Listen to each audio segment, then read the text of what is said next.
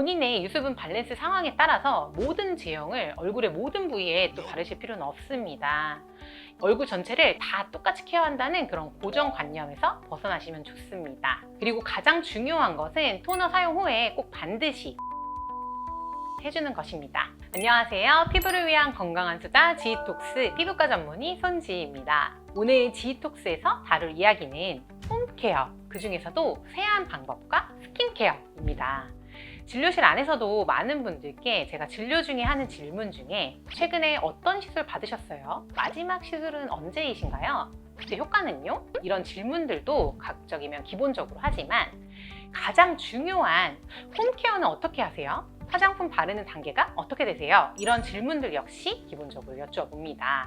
유튜브나 블로그, 인스타그램 등등 다양한 매체에서 요즘 수없이 많이 쏟아지는 홈케어 추천 영상들이 있지만 각자의 피부 타입, 피부 상태와 가지고 있는 피부 질환 상황도 다르고 또 거주하는 지역이나 환경도 다를 수 있고 심지어는 앓고 있는, 가지고 있는 전신 질환이나 복용하고 있는 약이나 건강보조식품 등등에 따라서 본인의 피부랑 또 해당 영상의 주인공의 피부가 다를 수 있기 때문에 뭐든지 다 시도를 해보거나 적용해 보시는 것은 좋지 않습니다. 사실 일단 잘 모르겠다 하면 가장 문제되지 않게 보수적으로 민감성 피부이신 분들을 위한 방식을 선택하시는 것이 좋은데요. 주변 피부과 전문의 원장님들께 다 물어보면 진짜 오히려 홈케어 방법이 심플합니다. 마치 인마이 파우치, 아침 저녁 홈케어 루틴 이런 걸 봐도 다 비슷하게 되게 간단하고 심플해요. 누구에게나 적용을 할 수 있고 안전한 방식에 대해서 이야기를 해보도록 하겠습니다. 클렌저나 클렌징 시에 주의할 점은 무엇인가요? 세안을 하는 과정에서 오히려 장벽을 무너뜨리는 것은 아닌지 자극을 주고 있지는 않은지 잘 점검을 해야 합니다. 제일 먼저는 우선 손을 잘 씻어주셔야 합니다.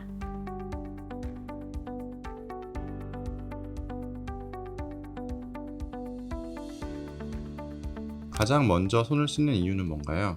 손에 기름이 많은 경우에는 거품이 덜 생기고 또 클렌저가 적절히 유화되는 과정을 막을 수가 있어서 클렌저의 효과를 떨어뜨릴 수 있습니다. 손을 보송보송하게 먼저 깨끗이 해주는 것이 좋습니다. 선크림이나 화장을 한 상태에서 클렌징 하는데 팁이 있을까요?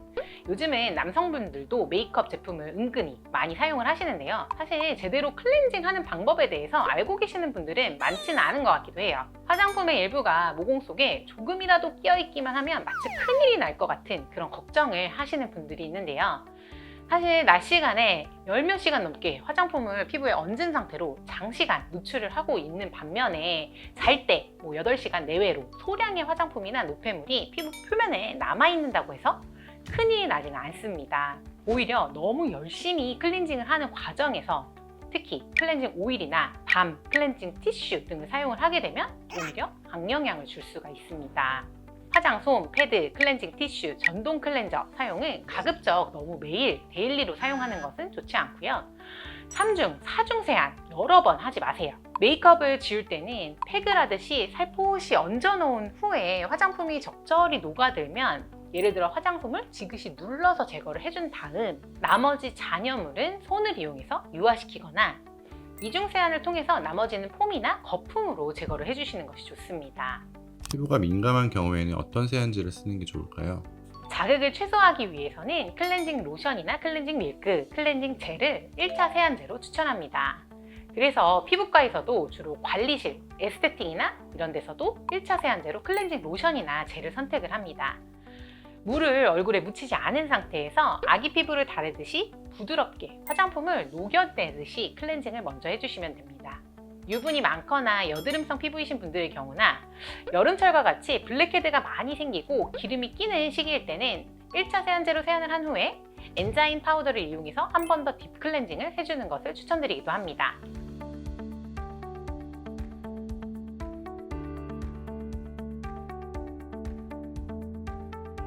세안 시에 블랙헤드를 제거하는 팁이 있을까요? 블랙헤드를 제거하겠다고 무리해서 손으로 짜거나 또 세게 비비거나 문지르지 않도록 하셔야 합니다. 이런 경우 오히려 모공이 늘어지거나 넓어지면서 블랙헤드가 더 악화되기도 하는데요. 이럴 때 오히려 거품을 잘 활용해 보시면 좋습니다. 특히 엔자임 파우더, 효소 파우더 클렌저의 경우에 사용 후에 굉장히 기름이 잘 잡히고 보송보송해지는 특징이 있는데요.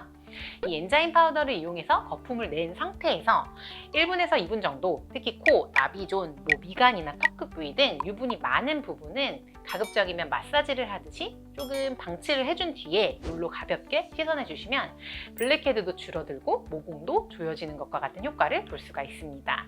피부과 의사들이 토너나 스킨을 많이 권하지 않는 이유가 뭔가요? 화장품을 만들 때 물과 기름의 스펙트럼 안에서 토너, 로션, 크림, 연고의 형태 이렇게 밀폐 성분이나 오일 성분이 많이 들어가 있는 것이 크림과 연고 쪽이고, 또 물성에 가까울수록 토너나 스킨 쪽이라고 보시면 되는데요. 결국 성분의 차이는 크지 않으면서 제형의 차이라고 보시면 됩니다. 스킨, 세럼, 앰플, 패드 이런 여러 단계는 사실 다 사용할 필요가 없습니다.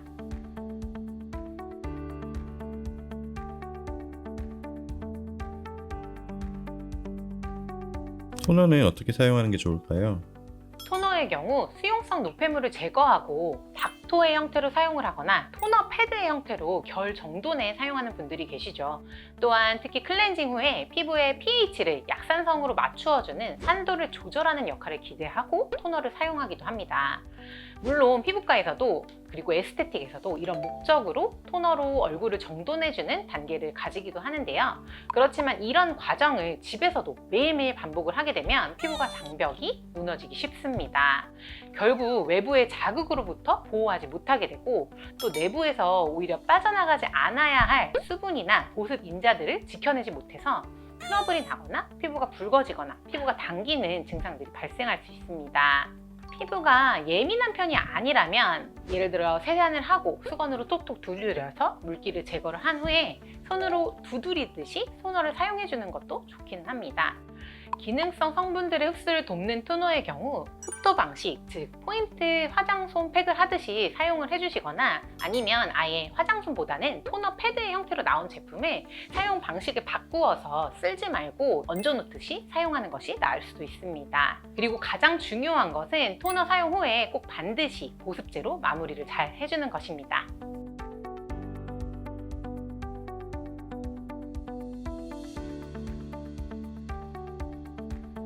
토너를 아예 사용하지 않아도 괜찮을까요? 기초 화장품은 로션이랑 크림 중에 한 가지만 받으셔도 됩니다. 특히 레이저 시술 후라든지 야외 활동을 오래 해서 자외선에 의해서 피부가 달궈지거나 많이 탄 경우라든지 피부가 자극을 많이 받은 경우에는 토너를 아예 사용하지 말라고 원내에서도 권해드립니다. 본인의 유수분 밸런스 상황에 따라서 모든 제형을 얼굴의 모든 부위에 또 바르실 필요는 없습니다. 예를 들면 T존에 유분이 많거나 트러블이 날까봐 좀 많이 걱정이 되시는 분들 경우에는 아예 토너를 사용하지 마시고 얼굴 전체적으로는 로션을 바르고 크림은 양 볼이나 건조한 부위 위주로만 국소적으로 포인트만 발라주셔도 됩니다. 얼굴 전체를 다 똑같이 케어한다는 그런 고정관념에서 벗어나시면 좋습니다. 그리고 피부 장벽이 이미 무너져 있거나 트러블이 있는 문제성 피부이신 분들일수록 보습 성분만 있는 이것저것 기능성 성분을 배제한 그런 심플한 보습제를 사용해 주시는 것이 가장 베스트입니다. 만일 제대로 홈케어가 이루어지지 않는 경우 좁쌀 여드름이나 트러블과 같은 급성 염증이 생기기도 하고, 또 가려움이나 따가움을 동반한 접촉 피부염이 생기기도 하기 때문에 문제가 생길 것 같고 또 고민이 많으신 경우에는 집에서만 해결하려고 너무 방치하지 마시고 피부과 전문의의 도움을 받아보시길 바랍니다.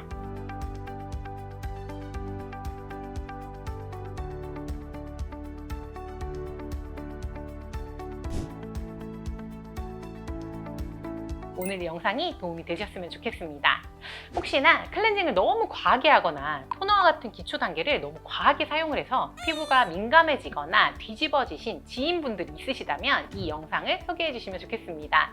지금까지 건강한 피부를 위한 수다 지톡스 피부과 전문의 손지희였습니다. 감사합니다.